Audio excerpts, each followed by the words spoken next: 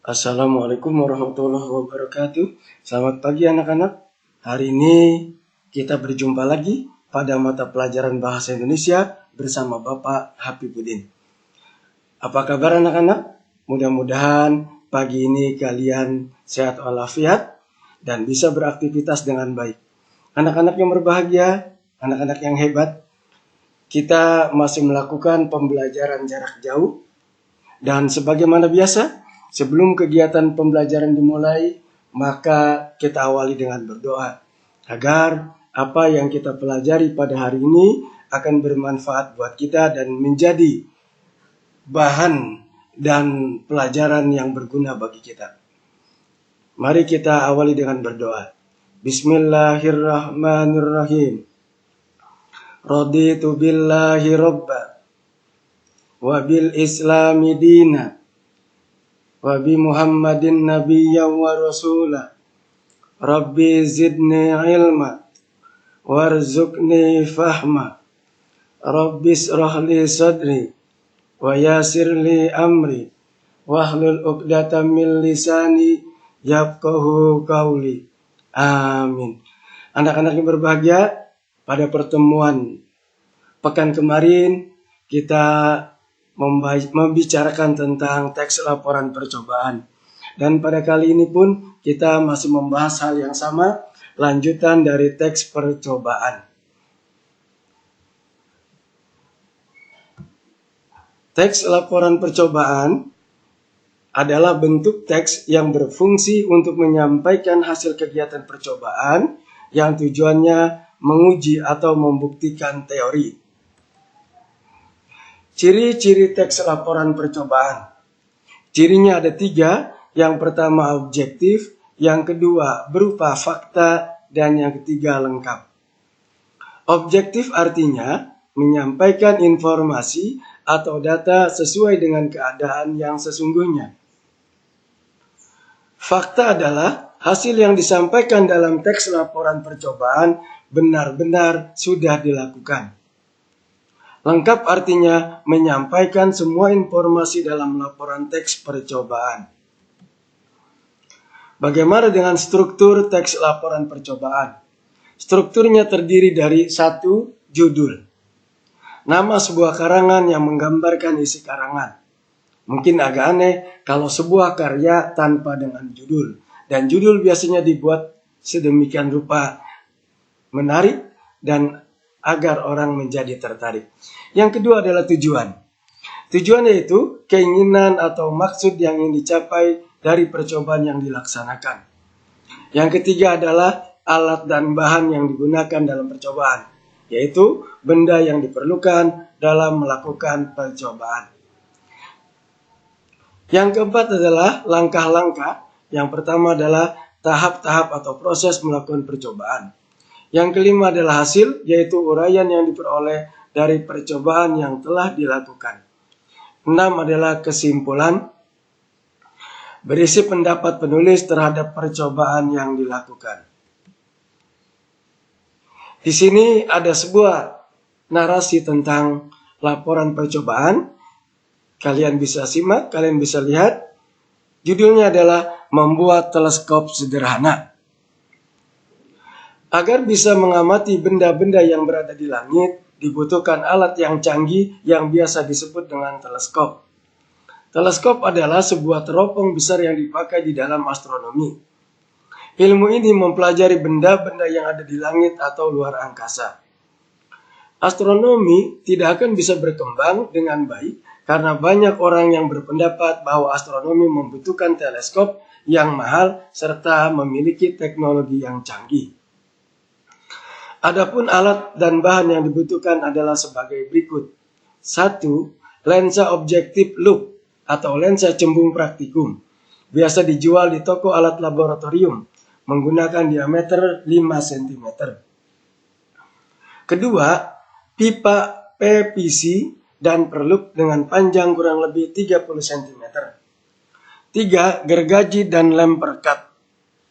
4. Lensa okuler, bisa juga dengan membeli lensa di toko alat laboratorium dengan menggunakan diameter 2,5 cm. Agar pekerjaan kita ini dapat berhasil dengan baik, maka mari kita ikuti langkah-langkah kerja berikut ini. 1. Tentukan terlebih dahulu panjang badan teleskop dengan menggunakan rumus fisika FOB plus FOK sama dengan L. Atau jarak titik api lensa objektif ditambah jarak titik api lensa okuler sama dengan panjang. Yang kedua, potong pipa PVC yang panjangnya sudah diketahui. 3. Letakkan lensa objektif ke dalam sambungan pipa, kemudian sambungkan sambungan pipa yang sudah berisi lensa tadi di ujung paling depan pipa PVC yang sudah diukur. Lensa objektif letaknya harus di depan lensa okuler. Pasangkan perluk di ujung paling belakang pipa. 4. Teleskop sederhana telah selesai dibuat. Mudah kan?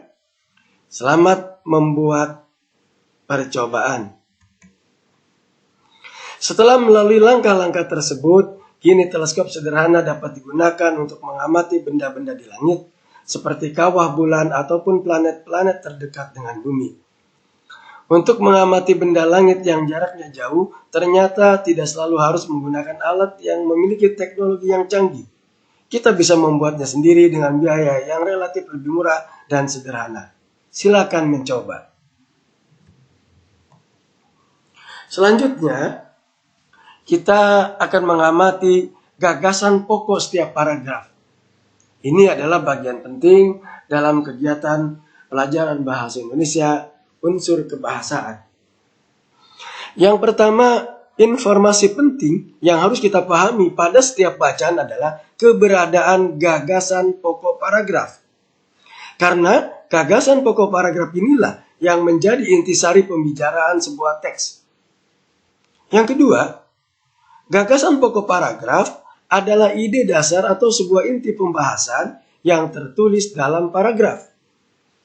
Gagasan pokok menjadi gagasan dasar pengembangan sebuah paragraf.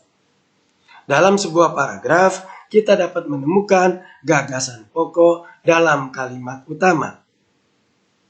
Ketiga, kalimat utama berada di bagian awal paragraf untuk paragraf deduktif dan berada di bagian akhir paragraf untuk paragraf induktif.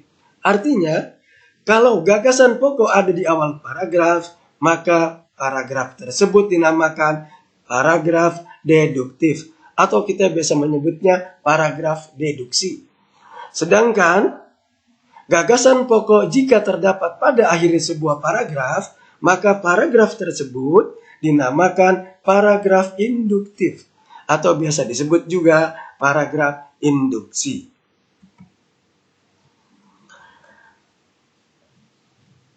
Gagasan pokok paragraf kita akan lihat mulai dari paragraf pertama sampai dengan paragraf kelima. Kita akan amati paragraf demi paragraf yang kita bicarakan adalah bagaimana gagasan utamanya terletak di awal paragraf atau di akhir paragraf. Dan ingat, kalau di awal paragraf, maka paragrafnya dinamakan paragraf deduktif. Sedangkan di akhir paragraf dinamakan paragraf induktif. Silakan perhatikan. Agar bisa mengamati benda-benda yang berada di langit, dibutuhkan alat yang canggih yang biasa disebut dengan teleskop. Teleskop adalah sebuah teropong besar yang dipakai di dalam astronomi. Ilmu ini mempelajari benda-benda yang ada di langit atau luar angkasa. Astronomi tidak akan bisa berkembang dengan baik karena banyak orang yang berpendapat bahwa astronomi membutuhkan teleskop yang mahal serta memiliki teknologi yang canggih. Ini paragraf pertama. Gagasan pokok yang terdapat dalam paragraf ke-1 yaitu untuk mengamati benda-benda langit yang diperlukan teleskop. Artinya, gagasan utama terletak di awal paragraf. Kita lanjutkan dengan paragraf kedua. Adapun alat dan bahan yang dibutuhkan adalah seperti berikut. 1. Lensa objektif loop atau benda cembung praktikum biasa dijual di toko atau alat laboratorium menggunakan diameter 5 cm. Kedua, pipa PVC dan perlup dengan panjang kurang lebih 30 cm. 3. Gergaji dan lem perekat. 4. Lensa okuler, bisa juga dengan membeli lensa di toko alat laboratorium dengan menggunakan diameter 2,5 cm. Atau ada di dalam paragraf kedua. Gagasan pokoknya adalah alat dan bahan yang dibutuhkan untuk membuat teleskop. Artinya, pada paragraf kedua, gagasan pokok terletak pada awal paragraf. Dan paragrafnya kita namakan paragraf deduksi.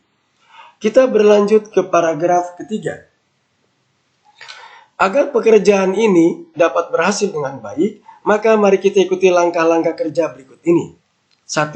Tentukan terlebih dahulu panjang badan teleskop dengan menggunakan rumus fisika FOB plus FOK sama dengan L, atau jarak titik api lensa objektif tambah jarak titik api lensa okuler sama dengan panjang. 2. Potong pipa PVC yang panjangnya sudah diketahui. 3. Letakkan lensa objektif ke dalam sambungan pipa, kemudian sambungan pipa yang sudah berisi lensa tadi di ujung paling depan dengan pipa PVC yang sudah diukur. Lensa objektif letaknya harus di depan lensa okuler. Pasangkan perlup di ujung paling belakang pipa. 4. Teleskop sederhana telah selesai dibuat. Ini ada pada paragraf ketiga. Gagasan pokoknya yaitu langkah-langkah membuat teleskop. Langkah-langkah membuat teleskop ini ada pada bagian awal paragraf. Maka paragrafnya kita namakan paragraf deduksi. Kita berlanjut ke paragraf keempat. Setelah melalui langkah-langkah tersebut, kini teleskop sederhana dapat digunakan untuk mengamati benda-benda di langit, seperti kawah bulan ataupun planet-planet terdekat dengan bumi. Gagasan utamanya adalah, setelah selesai dibuat, teleskop sederhana dapat digunakan untuk pengamatan benda-benda langit.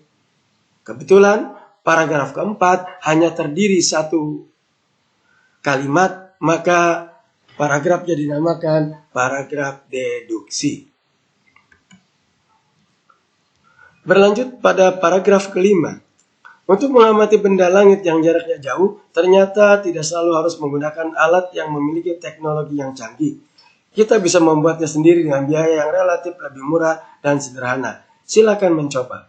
Ini paragraf kelima. Gagasan utamanya adalah pengamatan benda langit tidak harus dengan alat-alat canggih. Paragraf kelima, gagasan utamanya terletak pada kalimat pertama. Artinya, paragraf tersebut dinamakan paragraf deduksi. Anak-anak, dari seluruh paragraf, dari paragraf 1 sampai paragraf kelima, semuanya menggunakan paragraf deduksi. Karena semua gagasan utama terletak pada kalimat pertama atau ada di awal paragraf. Berikutnya, kita akan bicarakan simpulan hasil aktivitas. 1. Gagasan pokok pada paragraf ke-1, teks laporan percobaan merupakan tujuan, yaitu teleskop dibuat untuk mengamati benda-benda langit. Yang kedua, gagasan pokok pada paragraf kedua berisi alat dan bahan yang dibutuhkan untuk membuat teleskop sederhana. Ketiga, gagasan pokok pada paragraf ketiga berisi gambaran prosedur atau langkah-langkah yang dibutuhkan dalam membuat teleskop sederhana. 4. Gagasan pokok pada paragraf keempat berisi gambaran hasil percobaan yang dilakukan. Kelima, gagasan pokok pada paragraf kelima berisi simpulan dari apa yang telah dilakukan. Demikian pembahasan kita hari ini. Dan sebelum kita mengakhiri kegiatan ini, ada aktivitas mandiri untuk kalian, ada tugas yang harus kalian lakukan, dan tugas ini mudah-mudahan akan membantu pemahaman kalian dalam kegiatan menulis teks laporan hasil percobaan. Yang pertama adalah, silakan kalian mengunduh satu teks laporan percobaan di laman internet. Temanya bebas, silakan kalian cari. Yang kedua, berlatihlah menentukan gagasan pokok paragraf yang membangun teks laporan percobaan tersebut. Jadi, kalian tentukan kalau di sana di bacaan atau teks yang kalian dapatkan ada 5 paragraf, maka kalian harus mencari 5 gagasan pokok dalam paragraf tersebut. Tetapi jika lebih dari 5, 6, 7 dan sebagainya, berarti gagasan pokoknya pun sama seperti itu atau sesuai dengan paragraf yang ada di situ. Selamat mencoba, mudah-mudahan kalian berhasil dan pelajaran hari ini menyenangkan buat kita semua. Mudah-mudahan ada manfaatnya dan kita akhiri kegiatan pembelajaran hari ini sebagaimana biasa. Sebelum mengakhiri kegiatan pada hari ini, marilah kita tutup dengan berdoa. Mudah-mudahan apa yang kita pelajari hari ini bermanfaat buat kita. Bismillahirrahmanirrahim. Subhanakallahumma wa bihamdika asyhadu an la ilaha illa anta astaghfiruka wa atubu ilaik. Wassalamualaikum warahmatullahi wabarakatuh.